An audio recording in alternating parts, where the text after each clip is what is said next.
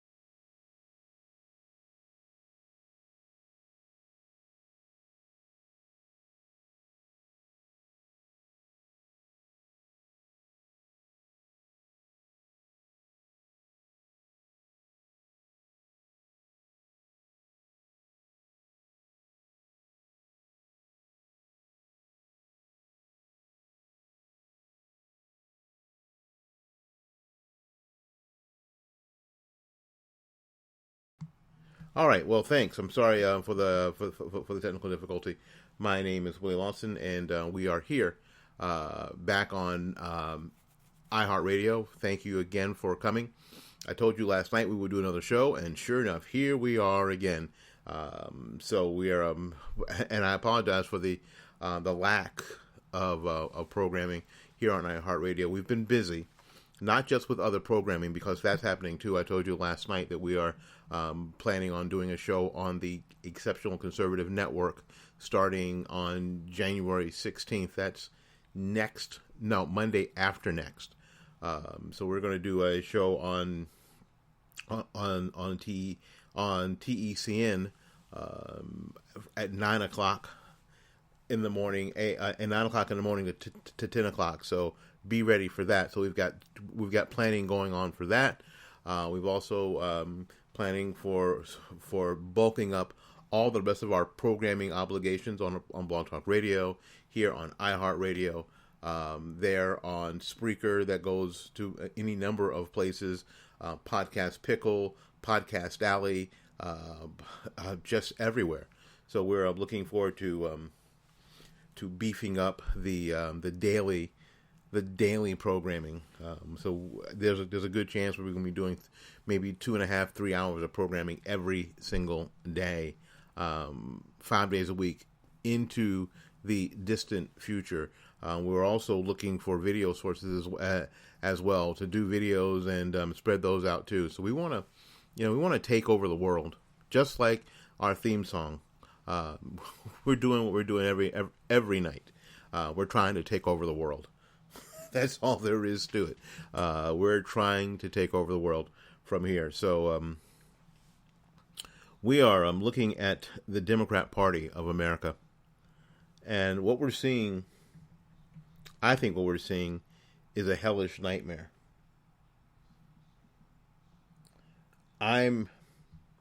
Frankly, I think it's a combination. I'm not sure. I'm not sure if it's just the ascent of the communists and the socialists that have sort of hijacked the Democrat Party, or they're just stupid. They're just so interested in the echo chamber that they just can't get out of their own damn way. What happened today, if you didn't know, as part of your civics lessons and as part of the American process, is that the Congress of the United States certified the Electoral College vote today. So it's over. It's over. If you were wondering, it's over. It's finally over. Even with an attempt from the Congressional Black Caucus to have the results not be certified, it's over. Let's see if we can play that clip of words from the Vice President of the United States and the President of the U.S. Senate, because that's the job that the Vice President has. I don't know if a lot of people know that, but saying pretty much it's over. Now, here's an attempt. You're going to hear a last-ditch attempt to not certify the results of the Electoral College, thwarting the will of the American people. This is a last-ditch effort by Democrats. This is the gentlewoman rise. Mr. President, I object to the certificate from the state of Georgia on the grounds that the electoral votes were not... There's no debate. Sections 15 and 17 of Title III of the United States Code require that any objection be presented in writing, signed by both a member of the House of Representatives and a senator. Is the objection in writing and not only signed by the member but by a United States senator? Mr. President, even as people waited hours in Georgia... There is no debate, and if there's not signed by a senator, the objection cannot be entertained. Mr. President, the objection is signed by a member of the House, but not yet by a member of the Senate. Well, it is over.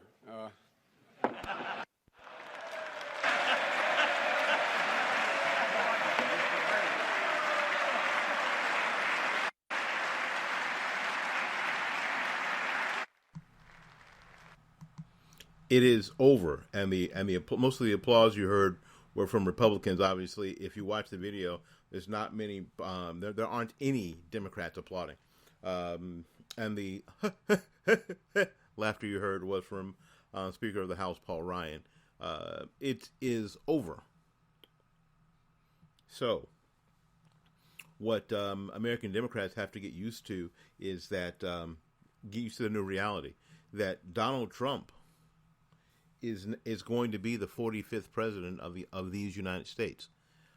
It's probably time to get used to that. This whole Russian hacking discussion is inane and ridiculous. And if I was advising the left and the Democrats, I'd tell them to stop it, because they've put themselves, I think, in a pretty ridiculous situation. They are now in a very unenviable, untenable position that they've put themselves in, scratching anywhere to find other reasons why Hillary Clinton lost this presidential race. And the fact of the matter is that when the Republican Party picked, frankly, the weakest candidate they could have possibly picked, the Democrats picked worse. It was hard to believe. It was absolutely it was impossible to believe. But the Democrats picked worse, and Hillary Clinton ended up being quite surprisingly a worse candidate than a lot of us thought she'd be. That's the amazing part. The amazing part is that Hillary Clinton ended up being a much worse candidate than any of us thought that she would be. Much worse.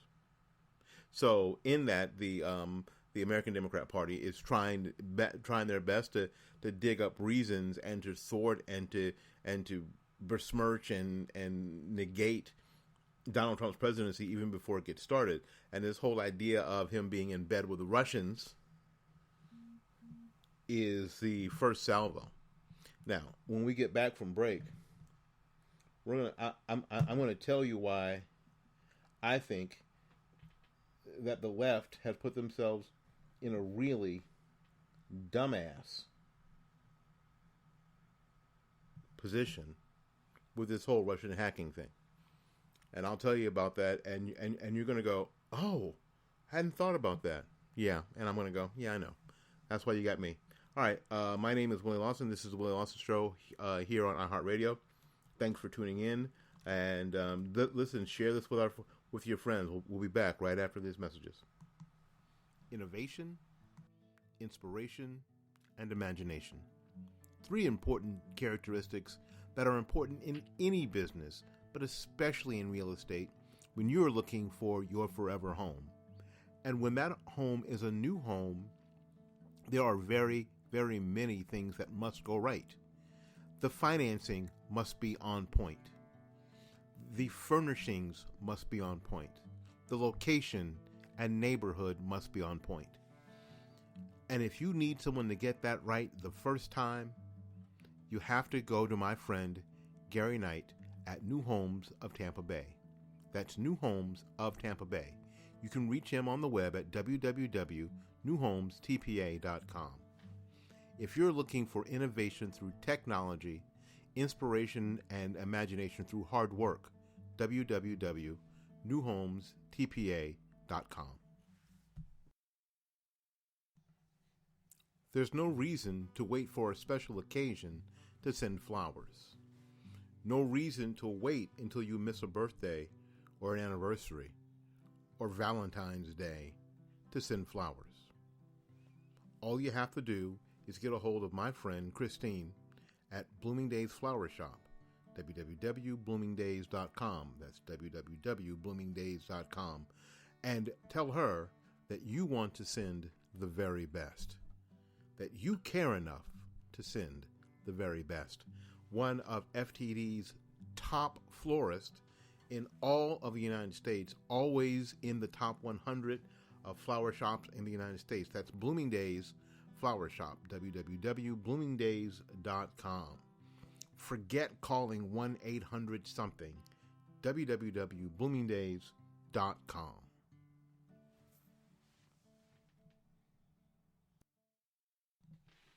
It's great to have partners, but it's even better when one of your partners is one of the finest urban conservatives in America. That's my friend Kevin Batts. Kevin Batts of Red River Chronicle TV. Red River Chronicle TV is taking the internet by storm. With fabulous production, amazing commentary, and incredible insight, Red River TV is the thing that we'll all be watching in 2017. They are the people, Kevin and his wife Janelle, are the voices that are going to make the difference in urban America in 2017. So get in on the ground floor. Go to www.redriverchronicle.com and subscribe to Red River TV today.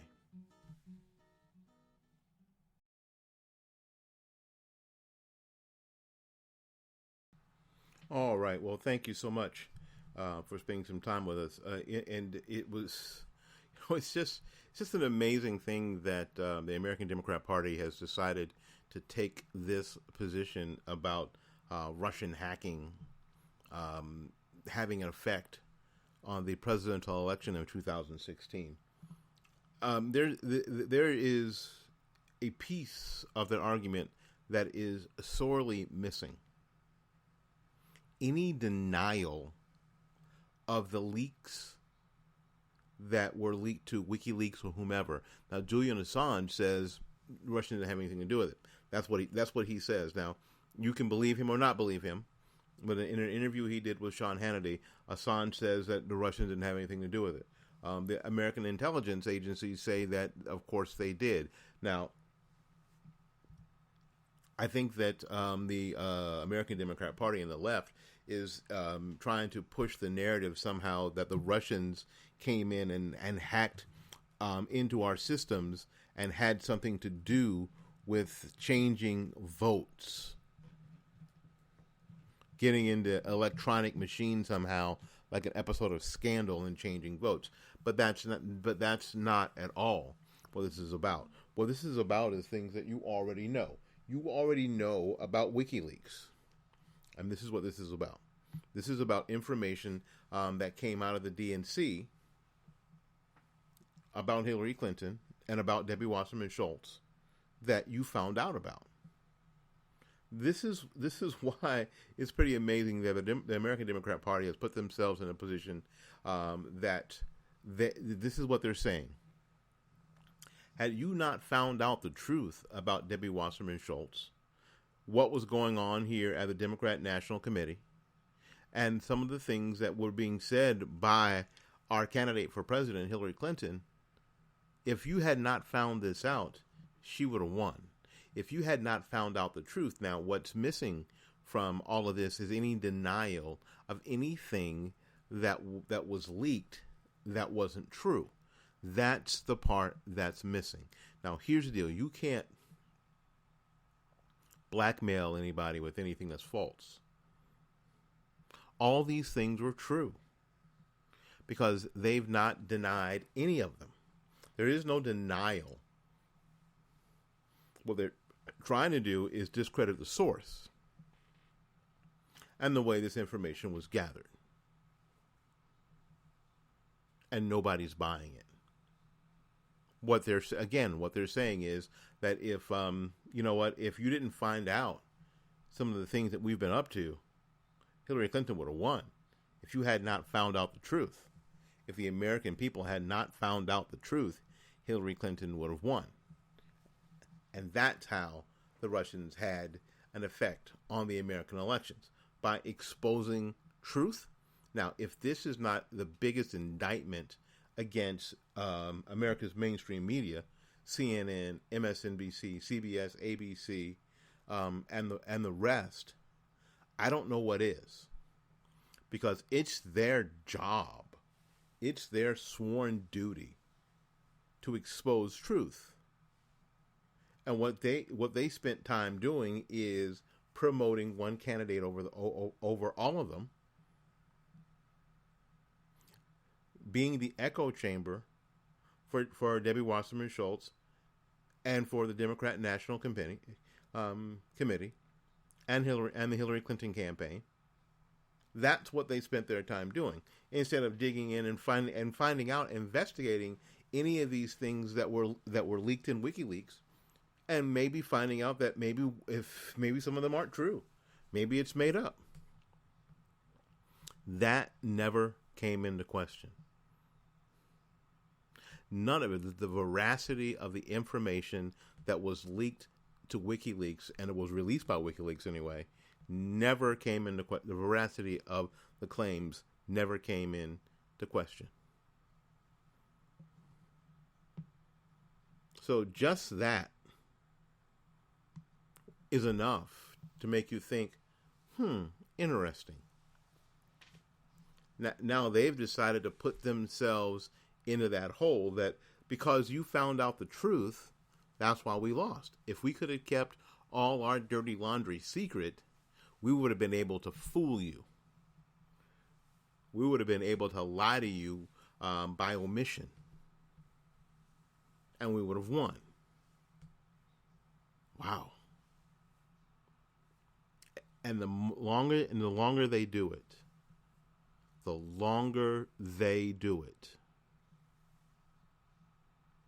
worse it's going to be. The further they are putting themselves away from the people of America.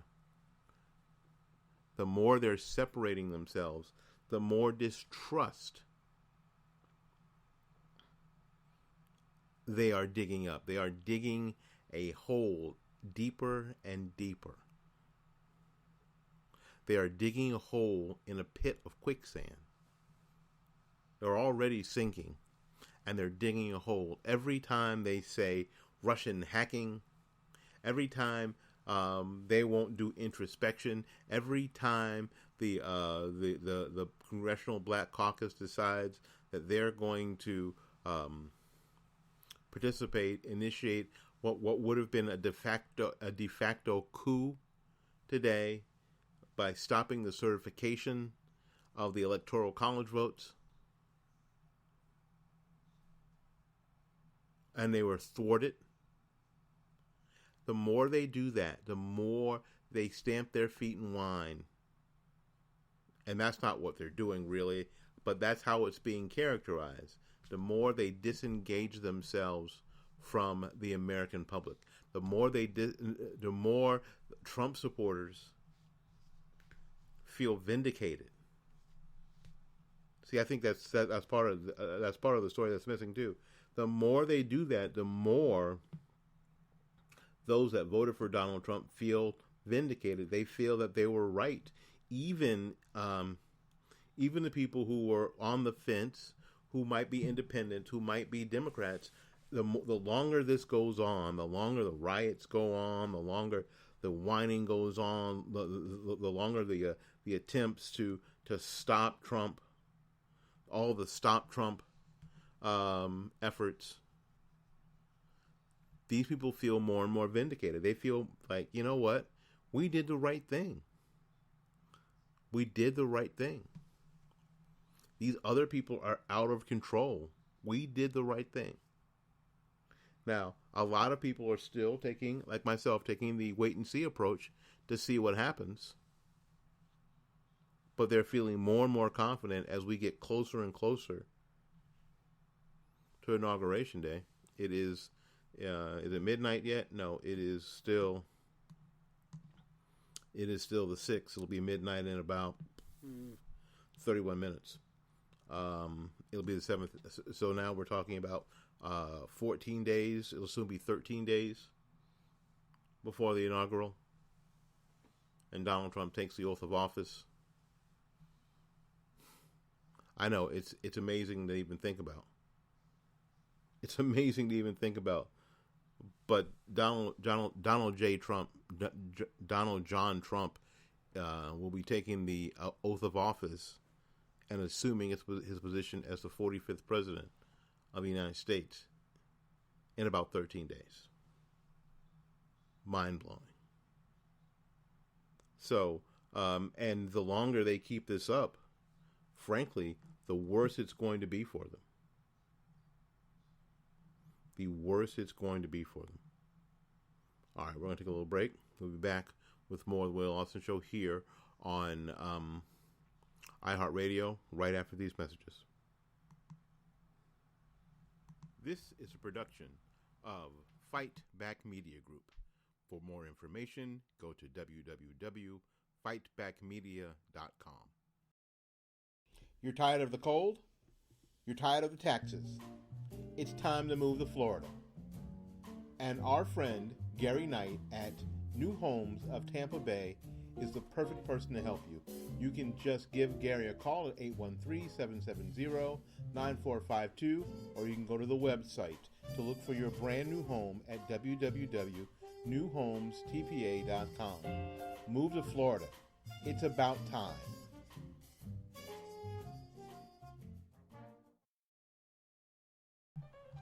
Nothing fits a home perfectly than a brand new grand piano.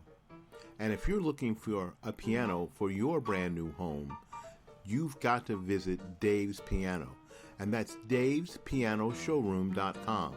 If you're looking for the perfect thing to set off your new home, a piano is what you're looking for. And my friend Dave has the perfect piano for you. And the best thing about buying a piano from Dave is that he does everything. He delivers, he sets up, he tunes, he takes care of everything. The best part about Dave's Piano, quite frankly, is Dave. So when you buy a piano from Dave's Piano Showroom, you only deal with Dave. You can reach them at www.davespianoshowroom.com. That's davespianoshowroom.com. It's all the rage to call and order flowers from 1-800-whatever or go online and order them from some nameless, faceless person on the other end. I'm saying you should do something different. You should, before doing that, call my friends at Blooming Days Flower Shop, located right here in Tampa, Florida, at 11618 North Florida Avenue, 33612. Christine and her staff don't look at just the order. They look at the customer. They look at your occasion. They consider the entire person, the entire occasion, before making decisions about design and price. You're more than just a customer. You're a friend. Call our friends at Blooming Days Flower Shop, toll free at 1-800-330-3297. 1-800-330-3297. Local 813-971-5947. 813-971-5947. You can reach them on the web at www.bloomingdays.com.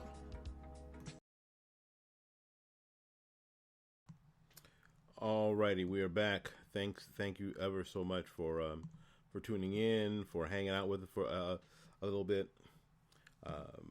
It is the purpose of this particular program tonight to expose. I'm just trying to help. To expose the left and especially the American Democrat Party and what a complete and total cluster it is. They're in complete disarray. First of all, they're in disbelief. And now they're in complete disarray. And it's because, like I said last night, they missed it. They just missed it. 16, don't feel bad, because 16 Republican candidates, they all missed it too. People I supported. People like Carly Fiorina. People like Ben Carson and Marco Rubio, Jeb Bush, Mike Huckabee. All missed it. All missed it. Mike O'Malley missed it. Ben Carson missed it. Hillary Clinton missed it. Bernie Sanders missed it. The only person who had his frequency tuned in to the frequency of America was Donald Trump. And that is all our new reality. We have to understand that is a new reality. That's the America that exists. Whether you are horrified by it, saddened by it, or whatever, it is, like they say, it is what it is. And that is who we are. You know, the President of the United States, Barack Obama, always talks about, well, that's not who we are. That's not who we are. Well, this is who we are, Mr. President. This is who we are. For the good or the bad or the indifferent, whatever it is, this is who we are. We are a nation that would elect Donald Trump as its president. And that was certified today. And on a side note, a side story, I saw, and I don't know if I can get this to do this right now. I saw a story of the Trump supporter that, you remember the old guy who got so wrapped up that he punched this we thought then that he was a Bernie Sanders supporter, that he got up and punched him in the face as he was being escorted out. The guy said he punched him dead in his eye. Remember that story? That's one where apparently Donald Trump said, I'll take care of your legal fees and all that stuff. You remember all that stuff, right? And that was supposed to be evidence that Donald Trump was preaching horrific hate in his rallies, and that's why people would get up and punch somebody else in the face. You know, when the reality of the story is the guy just got caught up in a moment as this black guy was being escorted out of the arena. He was just angry and frustrated. That's the reality of the story. Well, that guy got he got charged and he got sentenced today. He's 79 years old. Okay, so no, he didn't get hard time. He didn't get 20 years for punching this guy in the face, because you don't get 20 years for punching some guy in the face. He got sentenced to a year of unsupervised probation. Again, when he's done with probation, he'll be 80. The dude's not a flight risk. He's really not a risk to hurt anybody else. He's never been in trouble before. And he's 79. But the best part of the story was that after being sentenced, he met with the dude that he punched in the face. And he said to him, you know, it's up to you and I to put this country back together again. He apologized for hitting him. He said, I just got caught up in all this political stuff. He apologized. The young man shook his hand. The older fellow, the 79-year-old, offered his hand. Young man shook his hand and then gave him a hug. Ladies and gentlemen, that's our reality. That's our reality. It's over. Now it's time to get on with the business of running America. Now, I'm perfectly okay.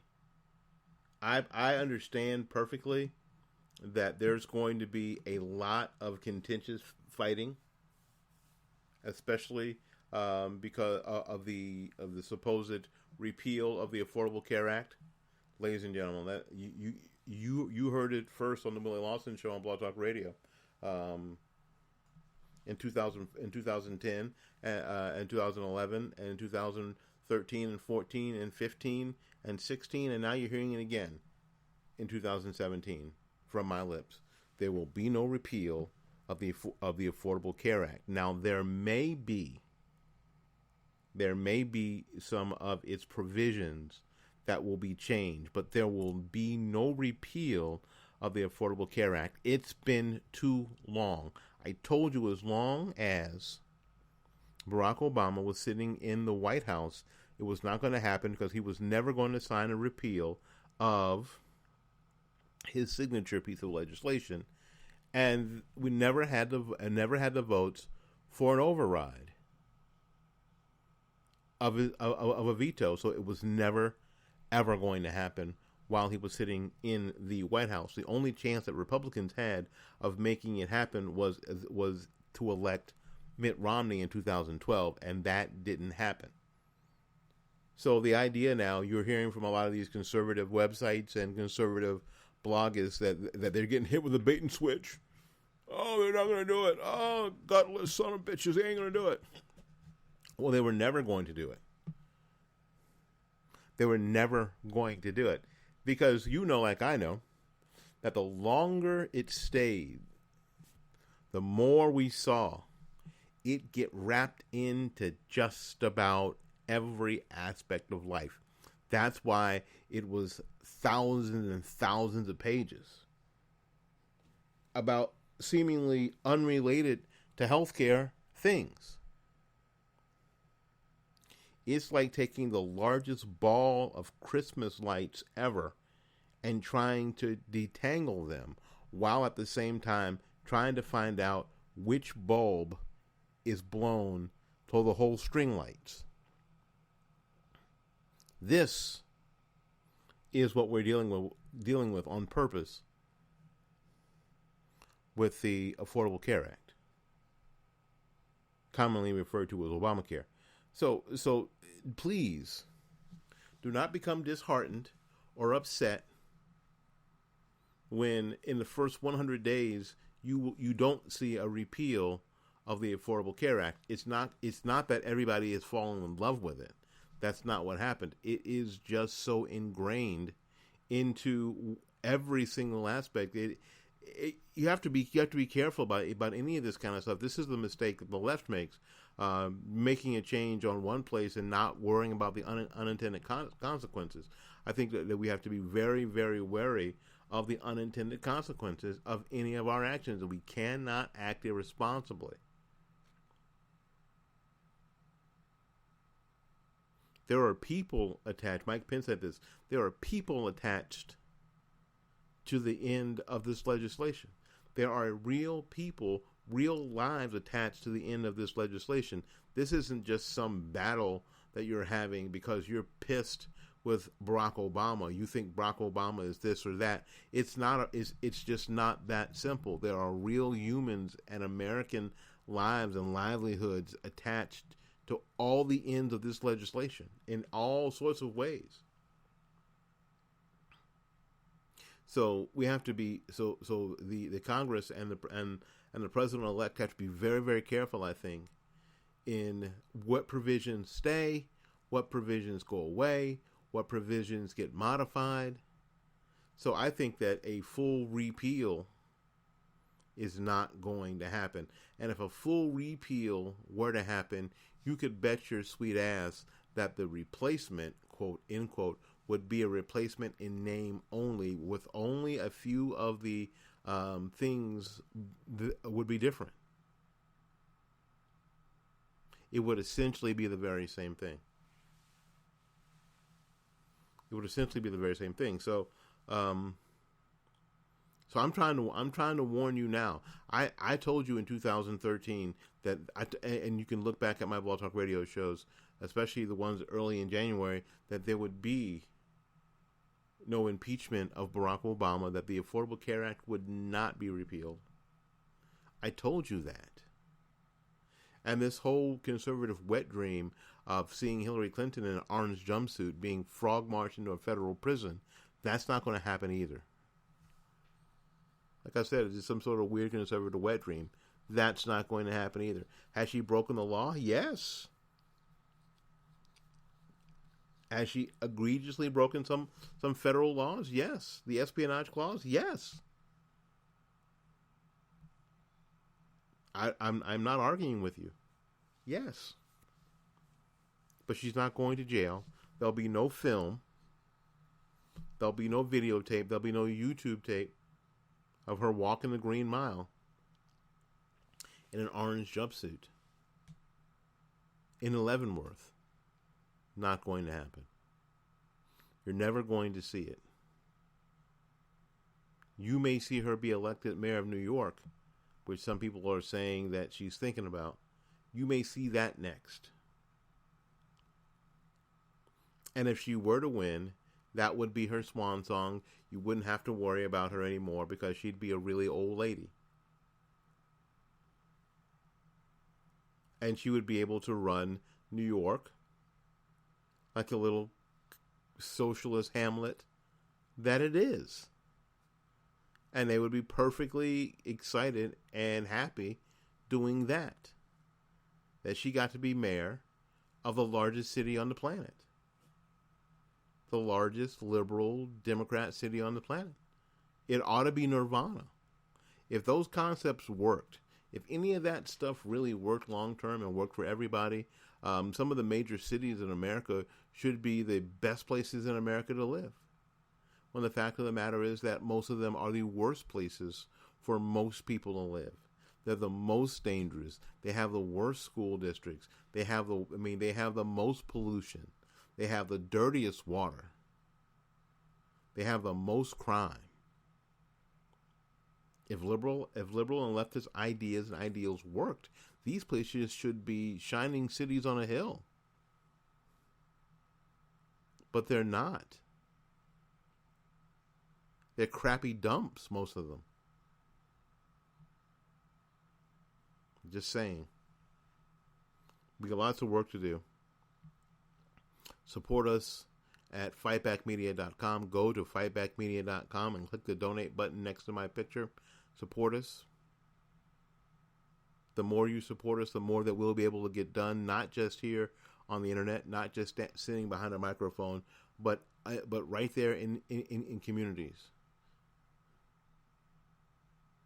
I want to open our own community centers for young people to help them with to help them with their homework, to teach them how to code for the availing and emerging technologies, to be on the cutting edge of what's happening technologically, to be thinking about opening their own businesses when they're 13 and 14 years old, so that becomes their mentality. So we get a generation of entrepreneurs and not another generation of dependents. To change the mindset in American cities. That's what Fight Back Media Group wants to do. That's our goal. That's our. You want to know our end game? That's our end game. We want to pull all that from the left, not just the narrative of it, but the real workings of it. I'm not trying to create a whole bunch of Republicans. What I'm trying to do is to get is to create a lot of people who are independent of thought, politically independent of financially, independence. Trying to grow urban America again from the inside out. That's what Fight Back Media Group is all about. So you can help us with your donation. Just go to fightbackmedia.com. That's www.fightbackmedia.com and click the donate button next to my picture. You can go ahead and do that right now. You might as well do that now. All right, listen, we got to get out of here. Thanks again for coming. We appreciate you greatly. Until we see you again, go out there and learn something, love somebody, and for goodness sakes, please take care of yourself. We will see you when we see you. Show you how I would deliver this conservative message to the black community. Can I do that real quick? I hear you. I feel you. I get it. Life in your America sucks. Your parents didn't care or weren't there. The schools pushed you out without making sure you can read. Politicians tell you that a brighter tomorrow, so you smoke as much as you can to get through today.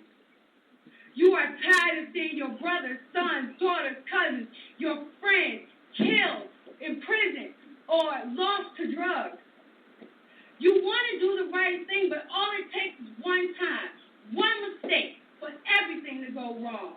And picking yourself up seems impossible because you can't get a job when you have a record. You're sleeping on your mama's couch because you can't afford your own space. You feel unfit to parent your children because your life is so screwed up. What in the hell are you going to teach them? I get it. I know. But you are being surrounded by the people that championed your tracks. They developed your public housing. They took control of your education. They sent your fathers to jail for nonviolent offenses. Made single motherhood cool by calling it feminism. Built the police force through unionization you claim harassed you. And now when you're fed up, they give agitators reins to burn down your city. Show me your friends and I'll show you your future. If your friends are yelling for death and destruction, do they actually want change? Is that what you live in now?